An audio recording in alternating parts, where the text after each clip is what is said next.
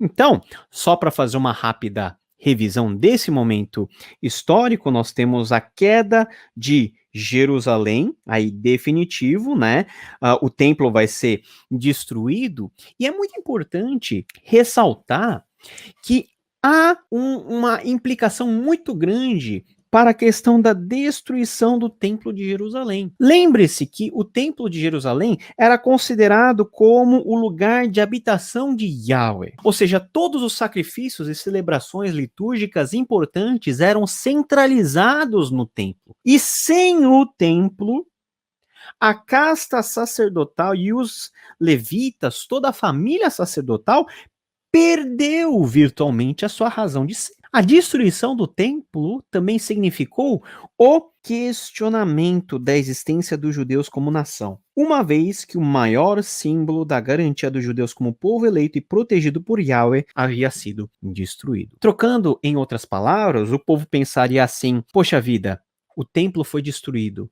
O templo era a maior garantia de que nós éramos o povo da aliança, porque o templo é o maior símbolo da aliança de Deus conosco. Mas agora, sem o templo, mas agora sem os sacrifícios, o que garante a nós que nós continuamos a ser o povo de Deus? Será que Deus nos abandonou? Será que a história vai terminar assim? E quanto àquelas profecias sobre a redenção, sobre a restauração de Israel, todas as profecias foram algo verdadeiro ou foram só história que passou? Então, esse questionamento é um questionamento muito importante, que vai seguir com o povo judeu até o retorno do exílio e a consolidação novamente do seu projeto nacional. Então, o exílio babilônico foi um período em que os judeus repensaram, à luz de tudo que ocorrera, sobre o seu relacionamento com Yahweh e a sua posição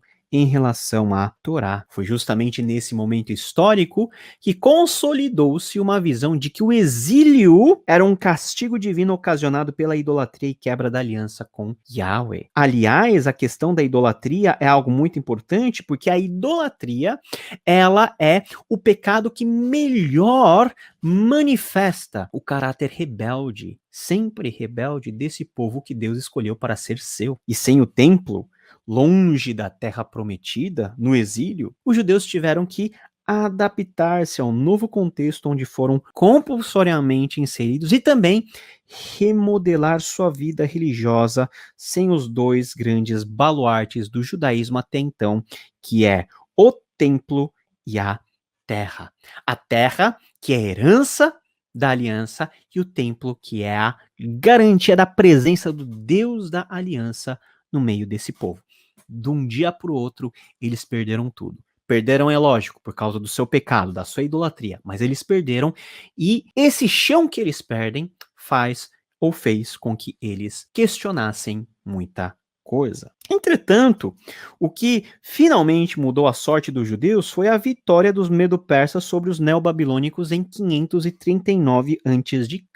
O importante é que o Império Medo-Persa entra em cena como a principal potência, e com a vitória de Ciro o Grande em 539, os povos dominados, entre eles os judeus, foram autorizados a permanecerem onde estavam ou a retornar às terras de origem e retornar também às práticas religiosas ancestrais. Foi-lhes permitido a reconstrução do templo. Então, uma grande parte permaneceu espalhada pelo Império Persa, é nesse sentido que nós falamos de uma diáspora, mas uma parte considerável também voltou para Jerusalém, para a Judéia, e reconstruiu a vida, reconstruiu templos, muros, todo aquele movimento de restauração que os livros de Esdras e Neemias nos narram. Então, nós temos a reconstrução do templo com Esdras, a reconstrução turbulenta dos muros com Neemias, e, finalmente, o estabelecimento de uma mínima ordem social pautada na Torá. Nesse tempo, é justamente nesse tempo, que a pergunta fundamental que as pessoas faziam era: o que torna uma pessoa judia? Durante, então, a vigência do domínio do Império Medo-Persa, a religião judaica passou por importantes transformações. Note, a ausência do templo e todas as reações ocasionadas pelo exílio de décadas fez com que a prática religiosa judaica posterior se desenvolvesse de uma maneira rápida. E é dentro desse contexto que nós chamamos aí esse judaísmo peculiar, que começa a ser desenvolvido depois do retorno do exílio, de judaísmo do Segundo Templo, cuja sigla é JST, certo? Então é muito importante essa contextualização, e olha que a gente nem começou a falar do Império Grego ainda. Caiu de paraquedas aqui no canal, nós temos muitos conteúdos relacionados à Bíblia, fé, línguas originais. Gostou desse vídeo? Clica aqui porque vai ter um conteúdo semelhante, e se você quiser conhecer mais da fé, clica aqui porque nós temos um conteúdo especialmente desenvolvido para você. Deus te abençoe e até a próxima!